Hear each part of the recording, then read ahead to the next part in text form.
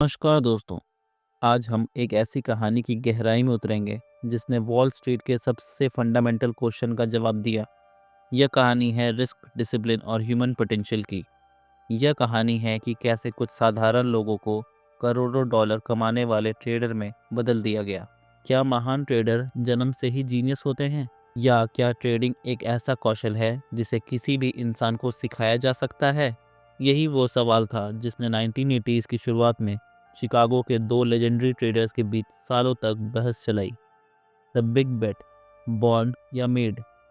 Richard Dennis Chicago के commodity market में एक ऐसा नाम जिसे सुनकर बड़े बड़े ट्रेडर्स कांपते थे। वह प्रिंस ऑफ द पेट के नाम से जाने जाते थे और उन्होंने अपने छोटे से अकाउंट को करोड़ों की संपत्ति में बदल दिया था। डेनिस की फिलॉसफी थी कि ट्रेडिंग एक स्किल है, एक प्रोसेस है जिसे कोई भी अगर सही तरीके से सिखाया जाए तो मास्टर कर सकता है। दूसरी तरफ थे उनके पुराने दोस्त और पार्टनर बिल एकहार्ट। एकहार्ट एक मैथमेटिकल माइंड थे। उनका मानना था कि ट्रेडिंग सफलता के लिए एक सहज प्रतिभा चाहिए होती है।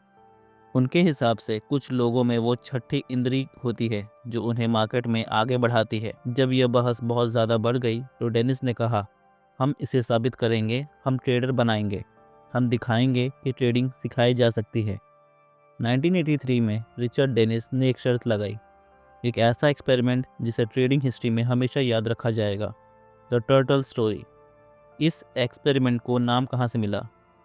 कहानी कुछ ऐसी है कि डेनिस और एकहार्ट सिंगापुर में थे। उन्होंने एक टर्टल फार्म विजिट किया, कछुए जो धीमी गति से मगर लगातार आगे बढ़ते हैं। डेनिस ने मजाक में कहा, हम ट्रेडर को वैसे ही ग्रो करेंगे जैसे वे यहाँ टर्टल्स को ग्रो करते हैं। और बस यहीं से उन्हें अपना नाम मिला, the turtles. The recruitment, the turtle hunt. Richard Dennis ने न्यूयॉर्क टाइम्स और वॉल स्ट्रीट जर्नल जैसे बड़े अखबारों में एक अजीबोगरीब विज्ञापन दिया। एड में लिखा था कि वे कुछ लोगों को ट्रेडिंग सिखाना चाहते हैं और इसके लिए अपनी कैपिटल भी देंगे। यह ट्रेडिंग वर्ल्ड के लिए शौक था। डेनिस, जो अपनी ट्रेडिंग सीक्रेट को छुपा कर रखते थे, अब खुलेआम सिखाने को तैयार थे। हजारों एप्लीकेशंस आईं, लेकिन डेनिस और एकहार्ट को क्या चाहिए था? उन्हें कोई वॉल स्ट्रीट बैंकर नहीं चाहिए था। उन्हें चाहिए थे ऐसे लोग जो मैकेनिकल माइंडसेट रखते हों, सख्त नियमों का पालन कर सकें, गणित और लॉजिक में अच्छे हों, और सबसे ज़रूरी, जिनके पास कोई पुरानी ट्रेडिंग आदतें ना हों। उन्होंने एक एक्सटेंसिव इंटरव्यू प्रोसेस और टेस्ट किए। उन्होंने एक टीनेजर, एक सिक्योरिटी गार्ड, एक डीलर, यहाँ तक कि एक डंगॉन एंड ड्रैगन्स गेम डिज़ाइनर को भी चुना। इनमें से ज़्यादातर का वॉल स्ट्रीट से दूर दूर तक कोई लेना देना नहीं था। फाइनल ग्रुप में 23 लोग थे। इन नोवाइसस को 2 हफ्तों की इंटेंसिव ट्रेनिंग के लिए बुलाया गया। द करिकुलम, ट्रेनिंग और पूंजी।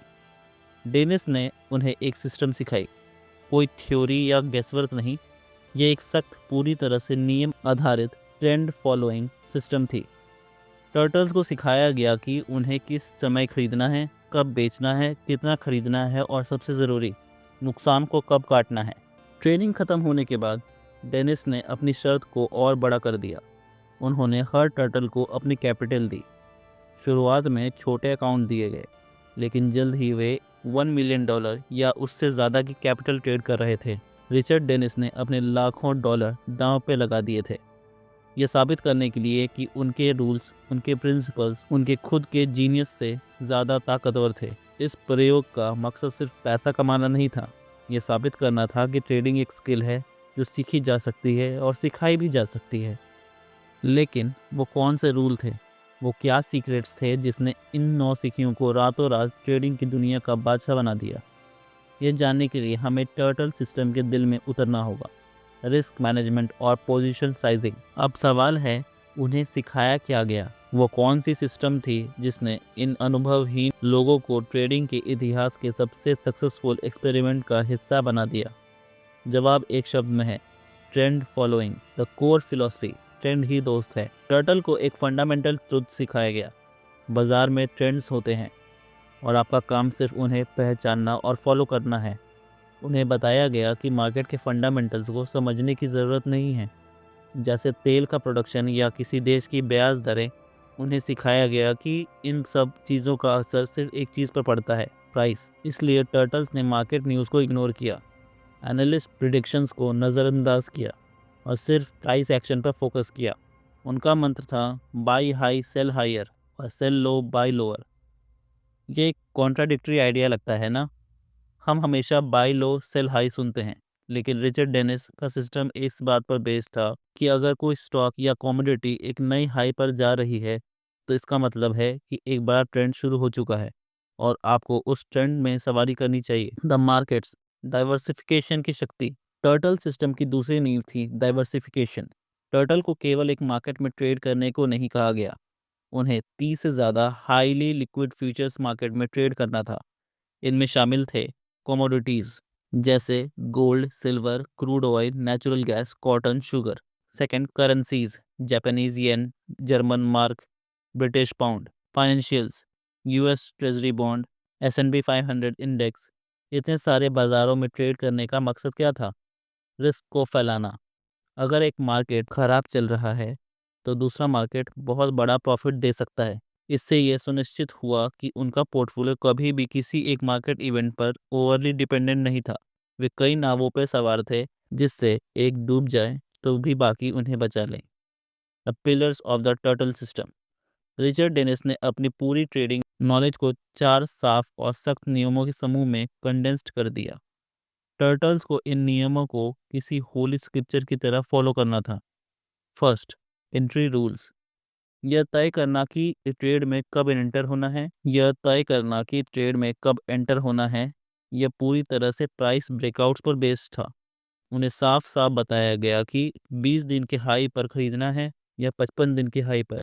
इसमें कोई गैसवर्क या इमोशन शामिल नहीं था। Second, stop and exit rules. यह तय करना कि ट्रेड से कब बाहर निकलना है, सबसे क्रिटिकल पार्ट। टर्टल्स को सिखाया गया कि उन्हें छोटे लॉसेस को तुरंत एक्सेप्ट करना है और सबसे बड़ी गलती, विनिंग ट्रेड से जल्दी बाहर निकलना। उन्हें इससे बचना था। उन्हें प्रॉफिट्स को तब तक राइड करना था जब तक ट्रेंड रिवर्स ना हो जाए। Third, position sizing rules. यह तय करना कि कितना ट्रेड करना है, यह सबसे ज़्यादा एनालिटिकल और यूनिक पिलर था। टर्टल्स को सिखाया गया कि उन्हें अपनी कैपिटल का एक बहुत छोटा हिस्सा ही रिस्क करना है और हर ट्रेड के लिए उस हिस्से को मार्केट की वोलेटिलिटी के हिसाब से एडजस्ट करना है। 4, टैक्टिक्स। यह ट्रेड को एग्जीक्यूट करने की बारीकियां थी, जैसे लिमिट ऑर्डर्स का इस्तेमाल करना और एक साथ कई ऑर्डर्स को मार्केट में कैसे हैंडल करना है। यह सुनिश्चित करता था कि सिस्टम को टेक्निकली फॉल्टलेसली एग्जीक्यूट किया जाए। टर्टल को जो सिखाया गया वह कोई सीक्रेट फॉर्मूला नहीं था, बल्कि एक कंप्लीट ट्रेडिंग बिजनेस प्लान था। डेनिस ने साफ कहा, मैं अपने रूल्स अखबारों में पब्लिश कर सकता हूँ और फिर भी 90% लोग उन्हें फॉलो नहीं करेंगे। क्यों? क्योंकि रूल्स को बनाने से ज़्यादा मुश्किल है डिसिप्लिन के साथ उन्हें फॉलो करना। लेकिन टर्टल्स की कहानी का असली जादू इन 4 पिलर्स में नहीं, बल्कि पिलर नंबर 3 में छिपा था, पोजीशन साइजिंग। क्योंकि अगर आप नहीं जानते कि कितना ट्रेड करना है तो आप रातों रात अपनी सारी कैपिटल खो सकते हैं। हम टर्टल सिस्टम के इस सबसे अहम और क्रांतिकारी पहलू को समझेंगे, रिस्क मैनेजमेंट और पोजीशन साइजिंग का साइंस। अगर टर्टल एक्सपेरिमेंट में कोई एक चीज थी जिसने उन्हें दुनिया के बाजारों में सरवाइव करने और फलने फूलने में मदद की, तो वो उनकी पोजीशन साइजिंग और रिस्क मैनेजमेंट की मास्टरी थी। रिचर्ड डेनिस ने टर्टल्स को सिखाया कि एक अच्छी एंट्री स्ट्रैटेजी या एग्जिट स्ट्रैटेजी से ज़्यादा ज़रूरी है ये जानना कि कितना ट्रेड करना है। क्योंकि अगर आप एंट्री और एग्जिट में परफेक्ट हैं, लेकिन आपने बहुत ज़्यादा पैसा एक ही ट्रेड में लगा दिया है, तो एक छोटे से मार्केट फ्लक्चुएशन से आपका अकाउंट साफ हो सकता है। The fundamental unit N. Turtle system के रिस्क मैनेजमेंट का दिल था एक विशेष माप, जिसे उन्होंने एन कहा। एन का मतलब था एवरेज ट्रू रेंज, ATR, यानी मार्केट की औसत अस्थिरता। ट्रेडिंग में एक बहुत बड़ी समस्या होती है, एक स्टॉक जो हर दिन 5 रुपए ऊपर नीचे होता है और एक कमोडिटी जो हर दिन 50 रुपए ऊपर नीचे होती है। इन दोनों पर एक ही रिस्क रूल लागू नहीं हो सकती। टर्टल्स ने इस समस्या को एन के जरिए हल किया। अगर कोई मार्केट बहुत वॉलेटाइल है तो उसका एन बड़ा होगा, अगर कोई मार्केट बहुत शांत है तो उसका एन छोटा होगा। टर्टल्स को सिखाया गया कि उन्हें अपनी पोजीशन साइज को इस एन के आधार पर एडजस्ट करना है। इसका मतलब क्या था? अगर मार्केट बहुत वॉलेटाइल है तो आपको कम मात्रा में ट्रेड करना है। क्यों? ताकि मार्केट के बड़े बड़े झटकों से भी आपका अकाउंट सुरक्षित रहे। और अगर मार्केट शांत है तो आप ज़्यादा मात्रा में ट्रेड कर सकते हैं। ये वॉलेटिलिटी एडजस्टेड साइज का कंसेप्ट रिचर्ड डेनिस का सबसे बड़ा इनोवेशन था। यह सुनिश्चित करता था कि हर मार्केट, हर ट्रेड में रिस्क की मात्रा हमेशा कंसिस्टेंट रहे। The golden rule, 2% risk. Turtle system में सबसे ज़रूरी और सख्त नियम था, एक ट्रेड में अपनी टोटल कैपिटल का 2% से ज़्यादा कभी रिस्क मत करो, चाहे उनका अकाउंट $1 लाख का हो या $10 मिलियन का। वे इस रूल को कभी नहीं तोड़ते थे। एग्जाम्पल, अगर आपके पास $1 लाख की कैपिटल है तो आप किसी भी ट्रेड में मैक्सिमम 2000 ही खो सकते हैं। इस 2000 की राशि को उन्होंने एक यूनिट का रिस्क वैल्यू कहा। फिर एन का इस्तेमाल करके वो कैलकुलेट करते थे कि उन्हें कितनी कॉन्ट्रैक्ट या शेयर खरीदनी है, ताकि 2n की दूरी पर उनका स्टॉप लॉस लगाने पर उनका टोटल लॉस $2000 से ज़्यादा ना हो।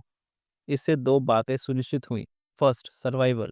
अगर वे लगातार 10 से 15 ट्रेड्स हार भी जाते हैं तो भी उनके पास कैपिटल बची रहती है। Second, consistency. रिस्क मैनेजमेंट हमेशा ऑब्जेक्टिवली किया जाता था, इमोशनली नहीं। टर्टल्स को सिखाया गया कि कैपिटल प्रिजर्वेशन सबसे पहला और सबसे महत्वपूर्ण काम है, क्योंकि बिना कैपिटल के कोई सिस्टम, कोई स्ट्रैटेजी काम नहीं कर सकती। The turtle unit, the building block. Turtles को सिखाया गया कि हर मार्केट में वे अपनी पोजीशन साइज को यूनिट्स में मापेंगे। हर यूनिट की वर्थ लगभग बराबर रिस्क की होती थी। इससे एक ट्रेडर के लिए 30 अलग अलग मार्केट्स में रिस्क को मैनेज करना आसान हो गया। अगर वे गोल्ड ट्रेड कर रहे हैं तो एक यूनिट का साइज अलग होगा। अगर वे ट्रेजरी बॉन्ड ट्रेड कर रहे हैं तो यूनिट का साइज अलग होगा। लेकिन उन दोनों ट्रेड्स में डॉलर वैल्यू का रिस्क हमेशा 2% के आसपास ही रहता था। इस कठोर गणितीय रिस्क कंट्रोल की वजह से टर्टल्स बड़े ट्रेंड्स को तब तक होल्ड कर पाते थे जब तक वे बड़े प्रॉफिट्स में नहीं बदल जाते, क्योंकि उन्हें पता था कि वे किसी भी वोलेटिलिटी को झेल सकते हैं। तो हमने सीखा कि रिस्क को कैसे कंट्रोल करना है, लेकिन जब मार्केट में एंट्री करनी हो तब क्या करें, और जब आप जीत रहे हों तो प्रॉफिट को कैसे मैक्सिमाइज करें। रिचर्ड डेनिस ने टर्टल्स को सिखाया कि एक सफल ट्रेंड फॉलोअर बनने के लिए आपको 3 चीज़ों में निर्णायक होना होगा: एंट्री, स्टॉप और एग्जिट। और टर्टल सिस्टम में ये सभी निर्णय पूरी तरह से ऑब्जेक्टिव थे, यानी चार्ट पर दिखाई देने वाले नंबर्स पे आधारित। The entry rule, breakout hunting. Turtles की पूरी स्ट्रेटजी इस विश्वास पर टिकी थी कि बड़े ट्रेंड्स तभी शुरू होते हैं जब मार्केट एक पुरानी रेजिस्टेंस और सपोर्ट लेवल को तोड़ता है, जिसे वे ब्रेकआउट कहते थे। टर्टल्स को दो अलग अलग ट्रेडिंग सिस्टम सिखाई गई ताकि वे शॉर्ट टर्म और लॉन्ग टर्म दोनों तरह के ट्रेंड्स को पकड़ सकें। System one, short term, buy when the price trades above the high of the previous 20 days. System 2, long term, buy when the price trades above the high of the previous 55 days. अगर price 20 दिन के उच्चतम स्तर high को पार करती है तो यह सिस्टम 1 के लिए बाई सिग्नल था। अगर 55 दिन के हाई को पार करती है तो यह सिस्टम 2 के लिए बाई सिग्नल था। यह मैकेनिकल रूल था, कोई आई थिंक नहीं, कोई आई फील नहीं। यदि रूल सेटिस्फाइड हुआ तो ट्रेड लेना है।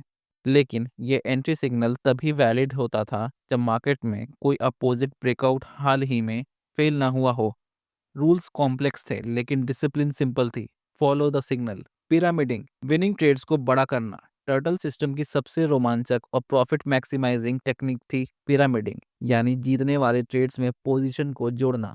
आमतौर पर ट्रेडर विनिंग ट्रेड से जल्दी बाहर निकल जाते हैं क्योंकि उन्हें डर होता है कि प्रॉफिट वापस चला जाएगा। टर्टल्स को सिखाया गया कि उन्हें अपने विनर्स को ज़्यादा से ज़्यादा रन करना है। जब उन्होंने पहली यूनिट खरीदी और मार्केट उनके फेवर में 1/2n आगे बढ़ गया तो उन्हें एक और यूनिट ऐड करनी थी।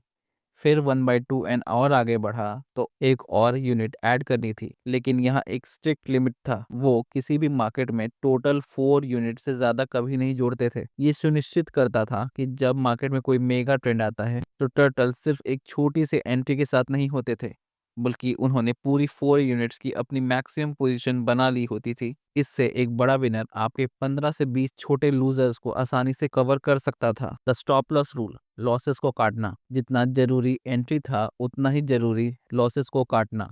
टर्टल्स को सिखाया गया कि हर ट्रेड में एंट्री लेते ही उन्हें तुरंत एक स्टॉप लॉस लगाना है। यह स्टॉप लॉस हमेशा पोजीशन एंट्री पॉइंट से 2n की दूरी पर होता था। जैसे कि हमने पहले चर्चा की, 2n की दूरी पर स्टॉप लॉस लगाने से यह सुनिश्चित होता था कि उनकी टोटल कैपिटल का रिस्क हमेशा 2% तक सीमित रहे। स्टॉप लॉस को कभी भी मूव करने की अनुमति नहीं थी। यदि मार्केट नीचे गिरता है और आपके स्टॉप लॉस को हिट करता है तो आप बाहर। कोई क्वेश्चन नहीं, कोई इमोशन नहीं। ये रिचर्ड डेनिस का नॉन नेगोशिएबल रूल था। द एग्जिट रूल, ट्रेंड को राइड करना। टर्टल्स के लिए एग्जिट रूल सबसे मुश्किल थे क्योंकि उन्हें अपने प्रॉफिट को वापस जाता हुआ देखना पड़ता था। एग्जिट रूल्स भी ब्रेकआउट बेस्ड थे। System one exit, exit when the price trades below the low of the previous 10 days. System two exit, exit when the price trades below the low of the previous 20 days.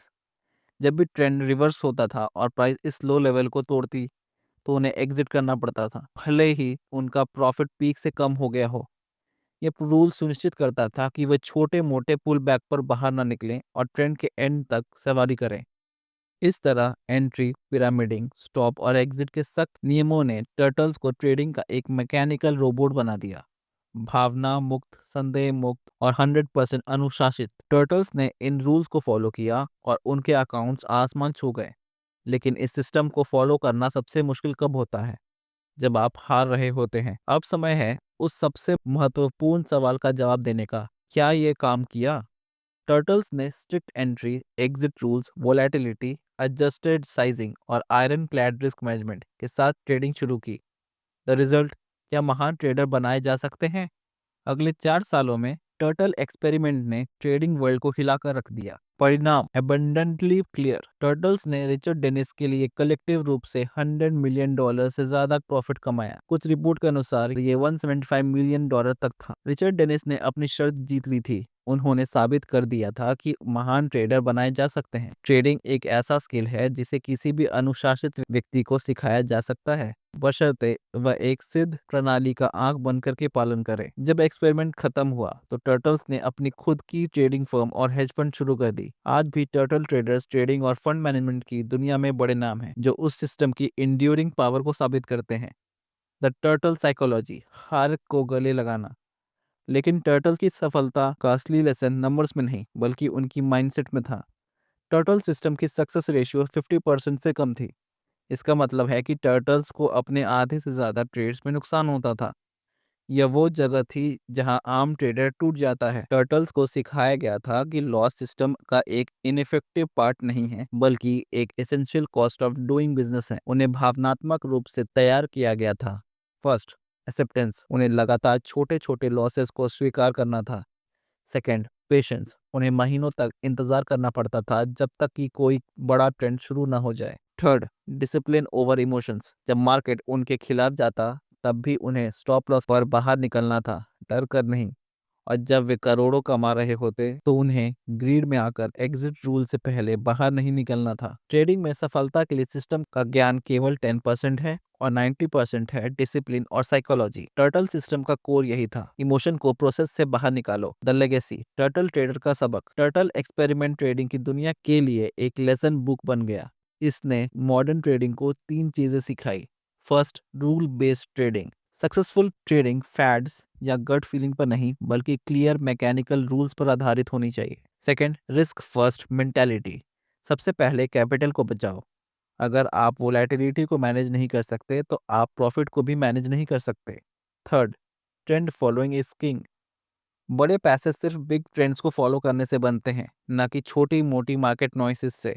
इस audio book ने आपको turtle system के सारे fundamental rules दिए हैं। Richard Dennis ने कहा था, मैं अपने रूल्स आपको दे सकता हूं लेकिन 90% लोग फिर भी उन्हें फॉलो नहीं करेंगे। तो सवाल ये नहीं है कि आपको सिस्टम पता है, सवाल यह है कि क्या आप में उस सिस्टम को बिना किसी शक या डर के फॉलो करने का डिसिप्लिन है। रिचर्ड डेनिस ने साबित कर दिया कि महान ट्रेडर बनाए जा सकते हैं। अब यह आप पर निर्भर करता है कि आप इस ज्ञान को अपनाते हैं या नहीं। धन्यवाद।